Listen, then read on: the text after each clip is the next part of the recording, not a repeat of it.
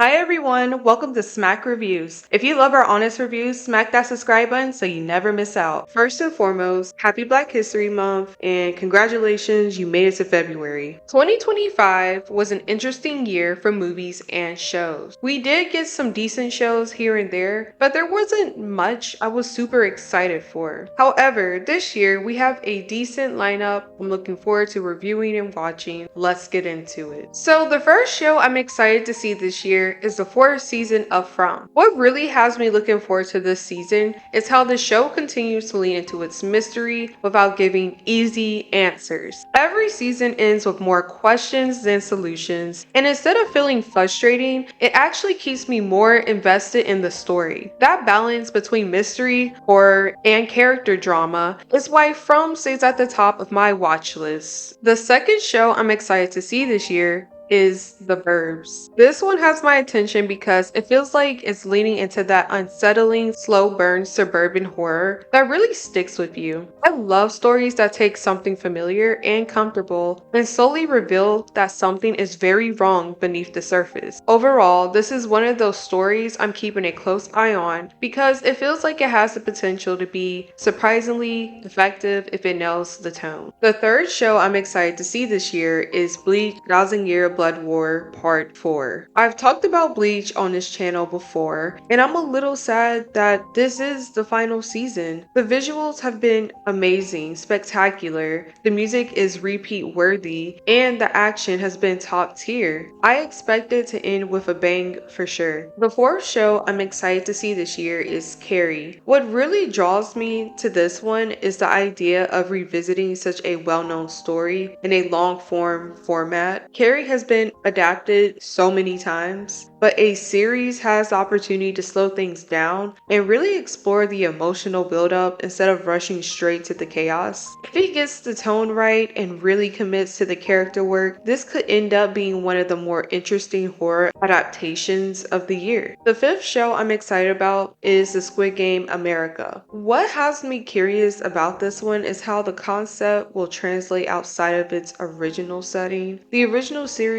worked so well because they reflected specific social pressures, and I'm really interested to see what a US version chooses to commit on instead. It has a lot to prove for sure, but if it takes risk and understands why Squid Game resonated in the first place, it could be a surprisingly compelling story. The sixth show I'm excited for is the second season of Avatar: The Last Airbender live action. What has me looking forward to season 2 is the potential. The first season wasn't perfect, but it showed that this adaptation actually cares about the source material, which is something fans have been burned by before. That alone makes me curious to see how the show grows from here. I'm especially interested in how the show handles character development going forward, especially with the introduction of Toph's character. It's got a strong foundation, and season 2 feels like the moment where it can really prove itself. We also recently found out this season will only have 7 episodes, which is kind of a bummer because the first season had 8 episodes. I'm very curious on how they're going to put so much content into less episodes, but time will tell. The seventh show I'm excited about is the Buffy the Vampire Revival. What makes this one exciting for me is the potential to revisit that world with a modern lens, while still honoring what made Buffy special in the first place. The original series balanced horror, humor, and character-driven storytelling that still holds up today, and there's a lot of room to build on that. Of course, there's always some hesitation with revivals, but that's also part of the excitement. The eighth show I'm excited for is the final season of The Boys. I'm expecting this season to fully commit to the chaos while finally paying off years of build-up. I'm also excited for this supernatural reunion. The character arcs, the rivalries, and the moral gray areas have all been leading to something. And I'm excited to see how far the show is willing to go now that there's nothing left to hold back on. What I'm hoping for most is a satisfying conclusion that doesn't lose sight of what made the series work in the first place. The ninth show I'm excited for is The Hunting Wives Season 2. What has me looking forward to this season is how the first season managed to balance suspense and character drama so well. I'm always drawn to shows that make you question people's motives and keep you guessing, and The Hunting Wives does that better than most. The first season hooked me because of the unpredictability. You never really know who to trust. If the show keeps that same tension while expanding the drama and intrigue, it could end up being even more addictive than before. The 10th and last show I'm excited about is the One Piece live adaptation of season 2. What has me looking forward to this season is how the first season proved that a live action adaptation could actually capture the spirit of the original anime. The characters, the humor, and the adventure all worked in a way I didn't expect. And now I'm excited to see how they expand the story. Luffy and the crew really started coming into their own last season, and I'm hoping this next installment deepens those relationships and gives us more of the heart and humor that makes One Piece so special. Now, since you made it to the end of this video, in part 2, we will get into the movies that I'm excited to see. Thanks for watching. Bye.